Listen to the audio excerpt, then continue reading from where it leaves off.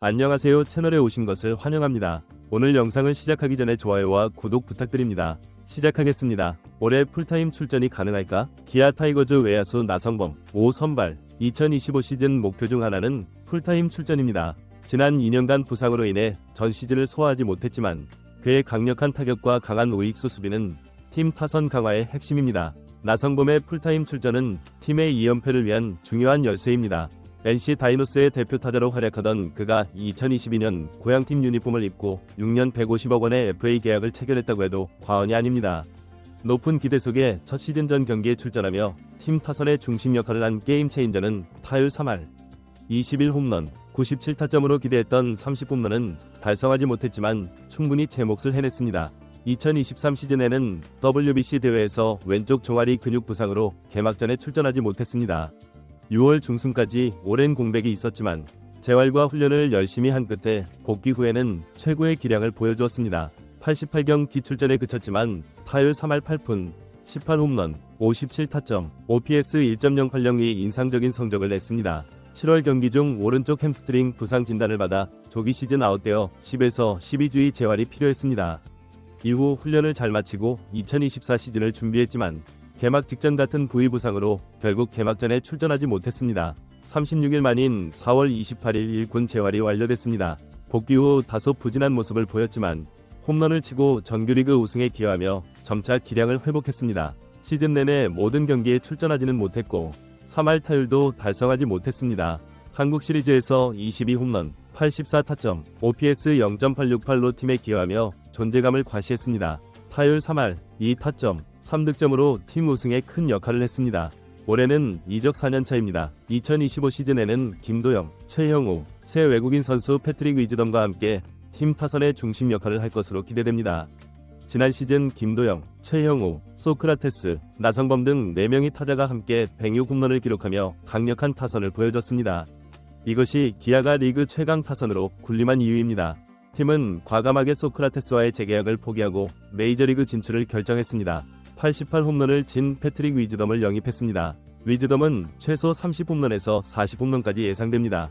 더 강력해진 중심 타선의 장타력으로 상대를 압도하는 야구를 할 것으로 기대됩니다. 여기에 나성범이 부상 없이 시즌을 완주합니다. 그의 홈런 수는 자연스럽게 늘어날 것으로 예상됩니다. 풀타임 출전이 장타력 야구 운영의 결정적 열쇠라고 해도 과언이 아닙니다. 얼마를 줘야 할까? 기아 타이거즈는 2024년을 즐겁게 마무리했습니다. 프로팀이 누릴 수 있는 최고의 영광인 통합 우승을 달성했지만 새 시즌을 준비하며 걱정도 있습니다.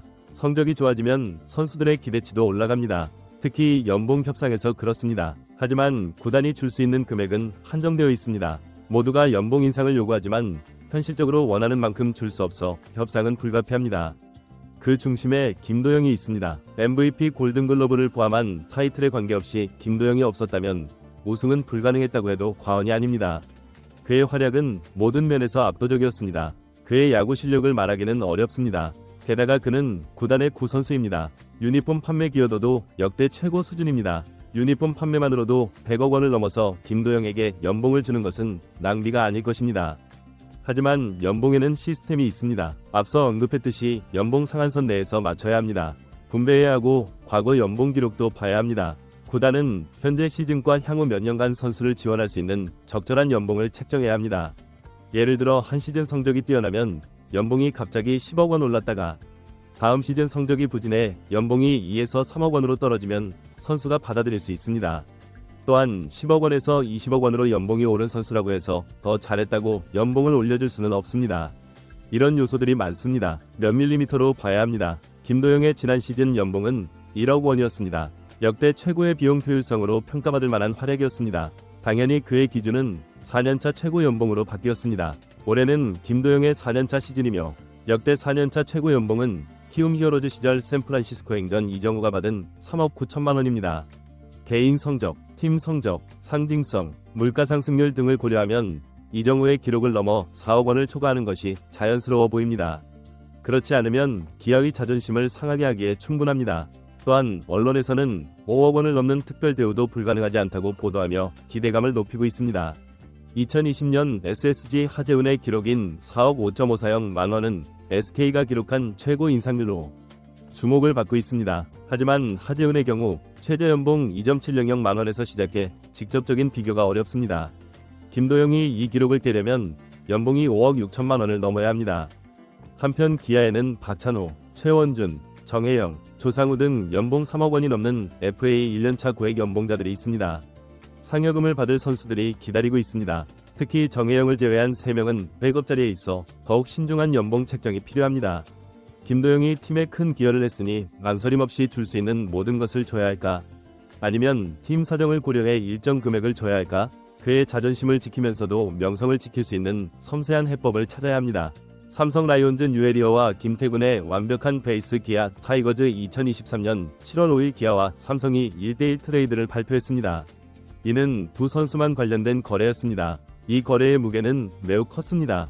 포수 부족에 시달리던 기아와 팀을 보강하고자 했던 삼성의 이해관계가 절묘하게 맞아떨어졌습니다. 결과적으로 1년 6개월이 지난 지금 이 거래는 양팀 모두에게 이익이 되었습니다. 특히 기아에게는 시급한 거래였습니다. 직행 플레이오프 진출을 위해 총력을 기울이고 있었고 오래전부터 지적됐던 홈 약점을 보완해야 할 시점이었습니다. 심재학 단장은 2023년 봄 취임 직후 이 문제를 해결하고 전임 감독 시절 LG 트윈스 박동원의 중도 이탈을 반복하지 않기 위해 많은 고민 끝에 거래를 결정했습니다. 시즌 말 FA를 앞둔 김태군에게 3년 25억 원의 계약을 제안했습니다. 장기적인 안정을 모색했습니다. 김태군의 영입으로 기아의 홈은 기대했던 대로 안정을 찾았습니다. 최영훈 감독은 김태군을 운영을 잘하는 선수라고 칭찬했습니다. 이는 공격 전략이 아닌 경기 전반에 걸친 상황 판단을 의미합니다. 투수와 외야수를 리드하는 수비력과 능력이 높이 평가받았습니다. 그의 진가는 지난해 한국 시리즈 1차전 연장전에서 드러났습니다. 삼성의 공격을 완벽하게 저지하며 존재감을 과시했습니다. 블로킹과 캐칭 등 기본기가 탄탄하고 안정적인 수비력을 갖췄습니다. 가장 큰 장점은 타격이 그리 강하지 않지만 득점 기회에서 특히 강한 면모를 보여줬다는 것입니다. 한국 시리즈 4차전에서는 송은범을 상대로 좌측 펜스를 넘어가는 3점 홈런을 때려내며 자신의 첫 그랜드슬램을 기록했습니다. 그 한 방이 시리즈의 흐름을 완전히 바꿔놓았습니다. 기아로 기운 김태군은 연차에 상관없이 날선 말도 서슴지 않는 선수로도 알려져 있습니다. 팀워크를 저해하거나 기본을 지키지 않는 태도를 보이는 선수들에게 가차없습니다. 이는 김도영이나 양현종처럼 한 살 많은 스타 선수들에게도 예외가 아닙니다. 이러한 태도는 팀 결속력에 매우 긍정적인 영향을 미쳤습니다. 삼성은 뉴에리어 영입으로 라인업의 안정성을 더했습니다. 현재 삼성의 라인업은 포수 이재영과 김영웅, 삼루수 등으로 재건을 마쳤습니다. 류지원은 경험이 적은 선수들과 베테랑들 사이에서 완충 역할을 합니다. 모든 포지션에서 뛸 수 있고 뛰어난 운영 능력을 갖췄습니다. 또한 성실한 직업윤리로 후배들을 이끄는 리더십도 갖췄습니다. 기아 시절에도 두각을 나타냈고 삼성으로 이적 후에도 빠르게 적응에 없어서는 안 될 선수가 됐습니다. 그래서 삼성은 이번 겨울 류지혁에게 4년 26억 원의 FA 계약을 제안했습니다. 류지혁은 계약 후 구단 선수가 됐습니다. 강민호와 구자욱의 위존적인 역할이었지만 1년 6개월 동안 팀에 많은 기여를 했고 그의 기록보다 더 좋은 평가를 받았습니다. 30대에 접어들었기 때문에 이번 FA 계약 기간 동안 전성기를 맞이할 것으로 보입니다. 한편 류지원은 기아와도 인연이 있습니다. 현재 최영호 타격 코치가 운영하는 개인 훈련 캠프에서 이유성, 최원준과 함께 훈련하고 있습니다. 팀은 바뀌었지만 4학년과 3학년 야구 선수들 간의 우정은 더욱 돈독해진 것 같습니다. 특히 최영호의 개인 훈련 프로그램은 뉴에리어에게 큰 도움이 될 것입니다. 지난해 가을 한국 시리즈에서 두 선수는 각자의 홈팀을 앞에 두고 맞붙었습니다. 김태군은 웃었지만 뉴에리어는 그렇지 못했습니다. 하지만 내년이나 그 이후의 결과는 알 수 없습니다. 기아와 삼성은 여전히 강력한 우승 후보이며 이 거래의 최종 평가는 시간이 지나야 알 수 있을 것입니다. 어쨌든 1년 6개월이 지난 지금 이는 양팀 모두가 만족하는 거래였습니다. 최근 몇 년간 가장 성공적인 빅딜 중 하나로 평가받고 있습니다. 저희 뉴스를 읽어주셔서 감사합니다. 시즌을 앞두고 이적 시장에서 벌어진 이 거래는 양팀 모두에게 윈윈이 되었다고 평가받고 있습니다.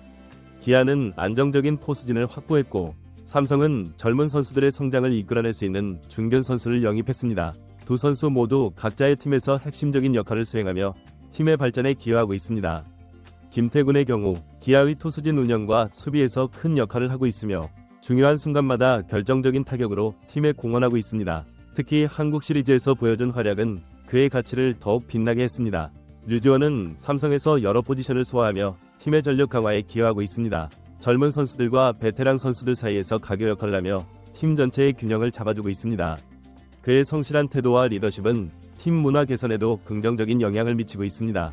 이러한 성공적인 트레이드는 양팀 구단의 전략적인 판단과 선수들의 노력이 잘 맞아떨어진 결과라고 할 수 있습니다.